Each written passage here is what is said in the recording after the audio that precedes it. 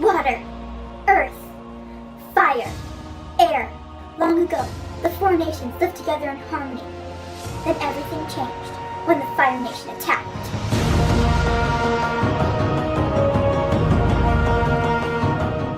Hey there, what's up, and welcome to my channel. My name is Megan, and today I am doing the Avatar: The Last Airbender book tag. And if you don't know, because I haven't really talked about this on my channel before, I adore The Last Airbender.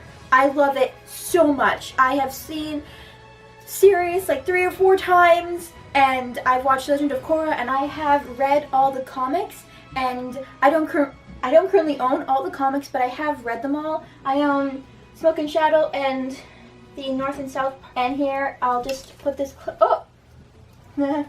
But yeah, I have a bunch of pins of some of my favorite characters that I got at my local fan expo, which is kind of like Comic-Con that I went to last year, the end of last year, and it was so much fun. But yeah, I just wanted to show off a little bit of my Avatar: Last Airbender things that I've slowly been collecting. I love this series so much, and because of that, I have been wanting to do the tag for, I've been wanting to do this tag for a while now. I just haven't really got around to it, and a chapter from Aisha did hers, and then she said that I should do it if I love Avatar so much, and I was like, okay, I guess I'll get around to doing it because I've wanted to do it for a while, because I love Avatar so much. I love all the characters to death. I can't express how much I love them anymore.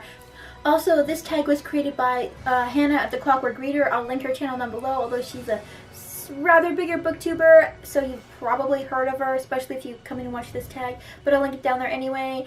I will say that I love how the questions are formatted, because they're formatted in 4 different groups of air, fire, water, earth. I love how that's done. But anyway, the first question is, Katara and Sokka, best sibling relationship in a book, and for that, some of my favorite sibling relationships in a book or book series is Chronicles of Narnia, and this one I have the line The Witch in the Wardrobe. And if you don't know, I don't know where you've been, but if you don't know anything about this book series, it's been out for forever, and we have the 4 Pevensies. They are all siblings, and you've got Peter, Susan, Edmund, and Lucy, and I love the relationships between them and how it ebbs and flows, and they grow stronger together by the end of this book, and in the other books they also have some more growing to do, and I just love their relationships. And it's so great to see a family in a YA series that has more than 1 or 2 children, because a lot of times it's like a lot of times in YA you have small families, and so I just really liked being able to read the dynamic of this book, especially since I myself have 3 siblings, so I kind of envisioned myself in this book when I first read it as a kid, and I just love this book series. It's just such a fun, magical, whimsical book to read. Number 2 is Yue, and this one is some of your favorite star-crossed lovers, and this was hard to kind of choose because I didn't want to seem too cliche, but I can't really say anything else other than The Fault in Our Stars by John Green. I really love that book. It makes me sob every time. Hazel and Augustus, I just love their relationship and how they grew together. It felt so real, and sometimes not all romances, they don't always feel real to me, but this one felt so real, and you just felt so sorry for them, and their story is just so tragic, but you can't help but love it at the same time because it's just so beautiful and it's beautifully written, and so I will always cherish them, and they're probably my favorite star-crossed lovers. Number 3 is Bloodbending, and this is a book or a book series that has a disturbing concept, and for this one I'm gonna say one that's not quite as popular, but I read as a kid. This is Among the Hidden by Margaret Peterson Haddix. There's 7 books in the series in total, but we follow a select group of young people, and in this is like in the future, and they have what's known as the population police, and you're only allowed to have 2 children per family. So you can't have any more. If you have a 3rd or 4th child, then those are considered shadow children, and they are killed. And so in the first book we follow Luke, who is a 3rd child and has been in hiding his entire life. Mostly the series focuses on Luke. We also have some other characters that come into the mix, and I just found the idea so disturbing to me that you can only have 2 kids and then they kill them because that's their way of trying to control the population, and that's how they're gonna help the world survive. I mean, it's just such an awful idea, and what makes it more disturbing for me that in places like China they actually put that law into order. You were only allowed to have 1 child, and I understand why they are doing it, but it's just such a disturbing idea to me, because I know that sometimes they do things to women so that they can't have any more children, and I just find the concept so horrendous. And the concept of this book of like killing kids because they are third or fourth or fifth child, it's just so disturbing to me, especially since I first read it when I was a young kid, and I'm the third child myself, so I imagine myself in the main character's shoes, because I kept thinking, oh well, I would have to be killed too, or I'd have to go into hiding my entire life. So nobody ever found out that I existed. And I love this series, and the concept was just really interesting, so that's all I'm going to say about that. And then the next question is Toph, who I love her so much. She's such a great character. But this question focuses on a character whose strength surprised you or surprised other characters in the series. And for this one, I'm going to have to go with one of my favorite series of all time, and that is the Lunar Chronicles. And I'm holding up Stars Above because I don't have Winter, because I've loaned it out to a friend of mine. I am mentioning Winter, and she is such a strong character, but her strength is not the typical physical strength that we see is depicted a lot in strong female characters. But I just find Winter to be such a strong character, and when I read it, it definitely surprised me, and it surprised the other characters in the series too, learning about some of the traumatic experiences and things that she had to go through and live through. So I had to pick her for this question, also because I love the series, and she is definitely one of my favorite characters because she is just so strong, and yeah, I love her. And then number 5 is The Tales of Ba Sing Se, so a short story or a poem collection book. What's one of your favorite collection of short stories or a collection of poems? And I have these 2 books here that I've had for years, and they're by Shel Silverstein. You got Falling Up and Where the Sidewalk Ends, and these are just such fun, quirky, interesting poems, and I just love them so much. And I had a lot of fun reading them when I was younger and as a teenager, and they just offered a different side to poetry than I've read a lot and that was being like pushed on me in school. So I really enjoyed these. Question 6, Kyoshi Warrior. Warrior character, I have to go with Ranger's Apprentice. This is a series that has not been talked about as much as I think it should be on BookTube. It's such a fun and unique series, and I love it. But in this one we have Horus, who ends up becoming a warrior in this book, in the book series. And I love his character and his character arc that he goes through. He's like, starts off as your typical bully, but as the series progresses, he learns more and he becomes a better person, and he becomes close friends with our main protagonist. And I just feel like he's such a good example of a male warrior. I'm not going to say too much else because I don't want to spoil the series. And question 7 is Zuko. Best redemption arc, or a redemption arc that you think should have happened. And no redemption arc can top Zuko's, because he just goes through this amazing character arc in the series. I love him to death. I love him so much. He's definitely one of my favorite characters in the series. But for this question, I'm going to go with one that is, again, not quite as popular, but that is Aragon. I'm holding up the first book, and the character that I'm talking about is Murtaugh, and I don't want to spoil anything, but at the end of the series, I was just really annoyed at what happened to his character. I felt like they didn't give us enough of a conclusive ending and didn't wrap up his character arc as well as could have been done, and I really wanted to see more from him and where he went as a character, because I just loved his character and found him so intriguing and felt like he had so much more to offer than what happened. And I just wish that he had gotten as good a redemption arc as Zuko, although I can't think of anybody that has ever gone anywhere close to getting Zuko's redemption arc, because that's just, it's beautiful. It warms my soul. And then number 8 is Iroh. Your favorite wisest character, or the wisest character that you can think of.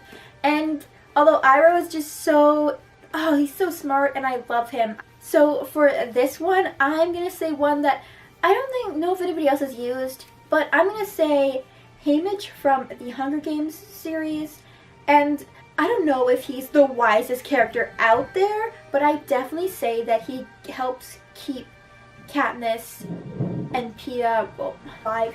I think Haymitch is just so intelligent and smart, and he knows what's going on, although a lot of the times he pretends he's stupid, and that is one of the things that I love about Haymitch, because he's actually quite intelligent and he knows a lot of what's happening. He just pretends that he doesn't know, and that just makes him so much more wiser. Well, I don't know if wiser, but that just makes him so much more interesting because that's the way to go about it, and so people don't take him seriously most of the time. But he does help keep Katniss alive, and he can understand our main characters on a level that no one else really can in this book, in the book series, in the trilogy. So that's one of the reasons that I decided to choose him for this question. Although no one can ever really be Iroh because he's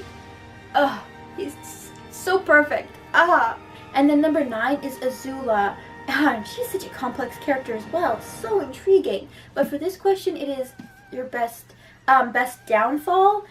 And this is kind of hard, but the best one that I can really think of, and I would try really hard not to use this book series in tags because it's so easy to use, but the only one that I can really think of that had the best downfall for a villain is Harry Potter and Deathly Hallows, the 7th book in the Harry Potter series. So if you haven't finished this series, do it, because I'm going to be going into like slightly minor spoilers here. So if you haven't finished the series, I'll probably just put a timestamp up here that you can skip to somewhere on the screen.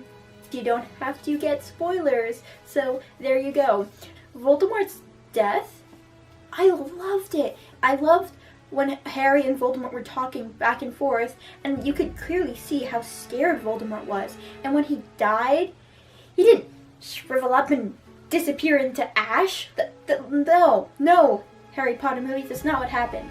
He died as a mortal man, and that showed that he was no more important than anybody else, and in death we were all the same.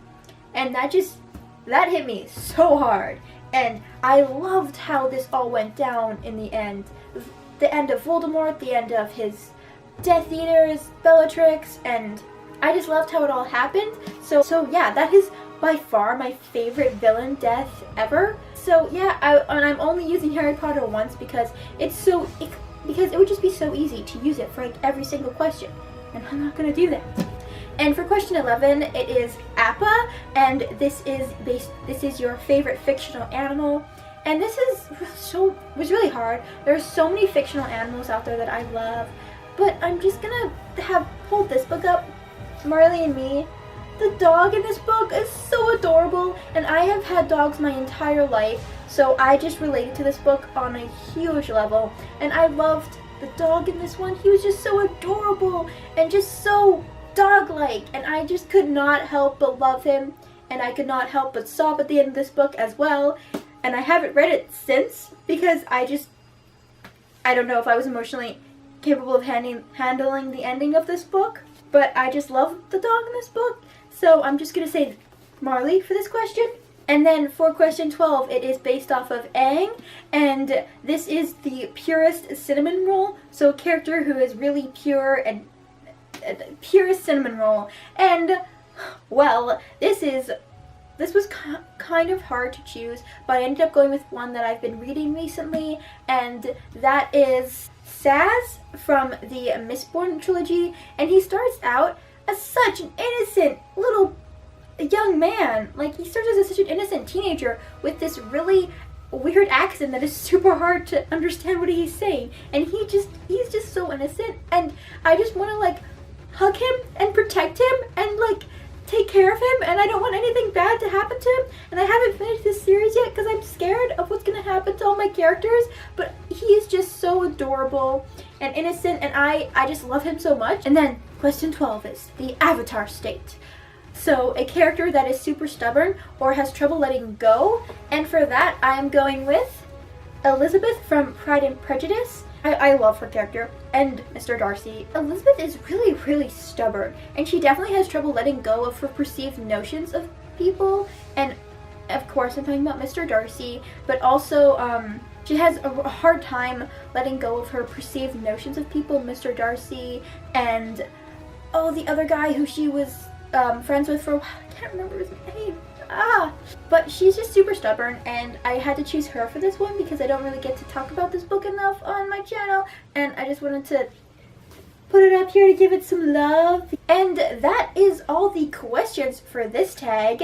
This was so much fun to film, so thank you all for watching, and I am going to be tagging people down in the comments because I'm not sure who has done this tag, so I'm probably just going to ask people on Twitter if they want to be tagged in my latest tag video, and then I will tag you because I don't know who.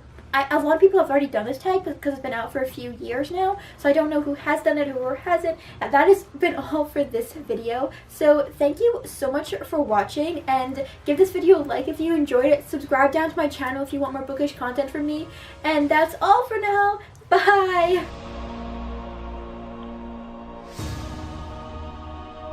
Fire Nation attack! What? Yeah! Get karate chop ninja slice! Wah!